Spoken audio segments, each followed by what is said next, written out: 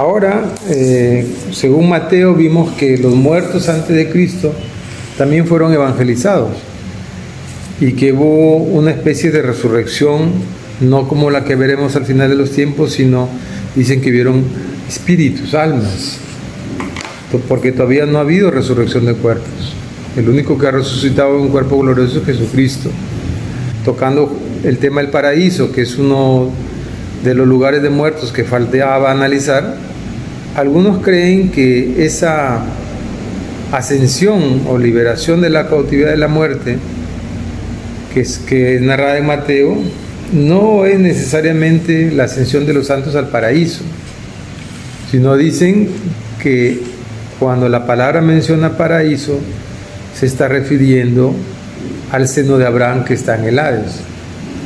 Con lo cual darían a entender que el paraíso, el Hades o Seol es un solo lugar debajo de la tierra. Y eso es algo que nosotros no hemos venido sosteniendo, pero nunca hemos dicho de que el paraíso esté bajo la tierra. Sin embargo, hay hermanos como Witness Lee y Delcio Meireles que sostienen que se refiere a que esos cautivos fueron liberados, pero solo en el seno de Abraham. Pero ¿por qué nosotros no estamos de acuerdo? A pesar de que ellos tienen una visión muy respetable de la Escritura, nosotros no podemos estar de acuerdo en eso, porque yo no puedo analizar Mateo 27:51 sin tomar en cuenta otros pasajes que hablan del mismo tema. 2 Corintios 12, del 1 al 4 dice lo siguiente: ciertamente no me conviene gloriarme, está hablando Pablo, pero vendré a las visiones y a las revelaciones del Señor. Conozco a un hombre en Cristo que hace 14 años, abre paréntesis, si en el cuerpo no lo sé, si fuera del cuerpo no lo sé, Dios lo sabe, cierra paréntesis. Fue arrebatado hasta el tercer cielo. Fíjense en esa palabra. Pablo está hablando de una experiencia muy personal, que él dice que fue arrebatado hasta el tercer cielo. La misma palabra arrebatar significa que es ascendido hacia arriba. No está experimentando él que se va debajo de la tierra. Él está experimentando que se va hacia los cielos. Todo nombre de arrebato o palabra, ya sea en griego o en hebreo, que tipifique lo mismo, significa que es hacia arriba, ¿no? Tenemos el caso de Enoc, el caso de Elías, el caso del mismo Moisés y el mismo caso, propio caso de Jesucristo. Siempre que se menciona la palabra arrebatar, siempre tiene que ver un ascenso. El rapto mismo de la iglesia implica eso, es un ascenso a los cielos. Es un rapto. Por lo tanto, cuando Pablo habla de que él es arrebatado al tercer cielo, está implícitamente diciendo que se va hacia arriba. Lo que él no entiende en la explicación es que si lo hace en el cuerpo físico, como el que tenemos nosotros, o solamente lo hace en espíritu. Eso es lo que no logra entender. Y sigue diciendo: y conozco al tal hombre, y esto un poco por la humildad de Pablo, en no quererse presentar como él mismo, pero se está refiriendo obviamente a sí mismo. Dice: conozco al tal hombre, igual, si en el cuerpo no lo sé, si fuera del cuerpo no lo sé, Dios lo sabe. Dice que fue arrebatado al paraíso, donde oyó palabras inefables que no es dado al hombre expresar. Entonces, primero dice que fue arrebatado al tercer cielo. Luego dice que fue arrebatado al paraíso. Está diciendo la misma idea, pero cambia el nombre del lugar, lo cual implica dos cosas: o el paraíso y el tercer cielo son lo mismo, o que el paraíso está dentro del tercer cielo, o que el tercer cielo está dentro del paraíso. Pero ambos están en el mismo nivel de ubicación. ¿Ya? Por lo tanto, el paraíso no puede quedar en el seno de Abraham. No puede, por este versículo que contradice literalmente de que el paraíso está en el tercer cielo. Cuando Cristo anula el poder de la muerte, lo que está haciendo es trasladar a esos justos que escucharon el Evangelio gracias a su descenso, está que los libera, está liberando de esa cautividad que la llevaban por siglos. No tenían esperanza de algún día ser llevados a la gloria de Dios. Pero es gracias a Cristo que todos seremos llevados a la gloria de Dios. Entonces aquí Pablo está dejando claro, y creo que no podemos pasar por alto, que el paraíso no está debajo de la tierra. ¿Ya? Hasta ahí está claro, ¿verdad? Recuerden que estamos viendo que hay lugares de muertos. Hemos visto que los muertos están en el Hades, ¿no? Que tiene dos partes.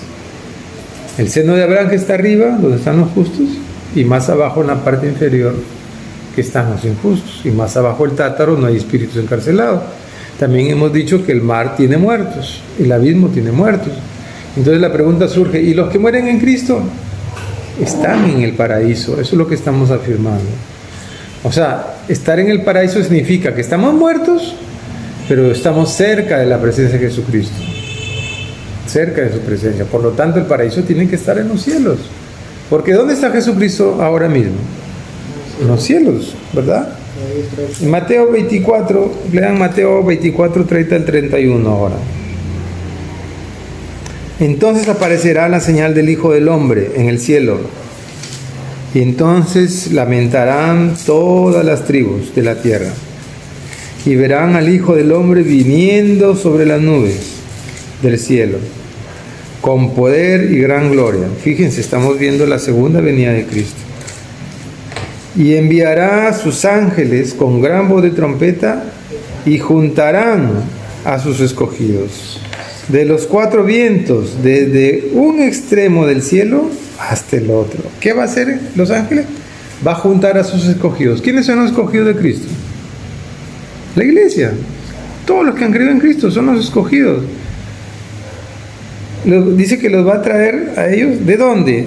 Desde un extremo del cielo hasta el otro extremo del cielo. ¿Qué quiere decir? Que esos muertos que murieron en Cristo, que fueron escogidos por Él, los va a traer de los cielos, del tercer cielo, porque están muertos ahí esperando este evento, pero cerca de Cristo. Por eso dice, yo los voy a traer desde un extremo del cielo hasta el otro extremo del cielo. Primera de Tesalonicenses 4:13. Tampoco queremos, hermanos, que ignoréis acerca de los que duermen. ¿Quiénes son los que duermen? Los muertos. Para que no os entristezcáis como los otros que no tienen esperanza. Porque si creemos que Jesús murió y resucitó, así también traerá Dios con Jesús a los que durmieron con Él. O sea, si lo unimos al pasaje anterior, quiere decir que Él los traerá. ¿De dónde? También de los cielos, es lo mismo. Él los va a traer, dice. Los va a traer a los que durmieron en Él, a los escogidos, a los que están muertos en Cristo. Él los va a traer. ¿De dónde los va a traer?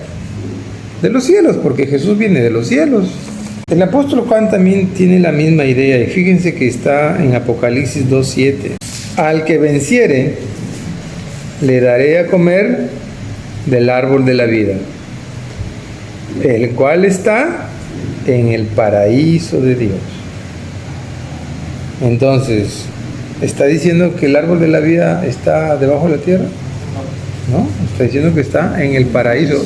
Por lo tanto, el paraíso está en los cielos. Entonces, todas estas citas, lo único que hacen es confirmar de que el que muere en Cristo se va al tercer cielo, al paraíso. Dice Pablo, es un lugar donde se dicen cosas inefables, es decir, cosas que no se pueden reproducir, que dice, son tan sagradas que yo no las puedo ni mencionar, porque no todos deben haber creído cuando Él descendió. Pues algunos se fueron en espíritu al tercer cielo a esperar. Es un lugar de muerte, claro, es un lugar de muertos. Lo vamos a ver en el quinto sello. ¿Y cómo están esos muertos? En almas, en espíritus, que es un poco difícil de entender, pero todavía no han resucitado, todavía no tienen cuerpo glorioso. Pues hasta aquí ya damos por sentada esos conceptos del cuarto caballo, y ya vamos a pasar a estudiar el quinto sello.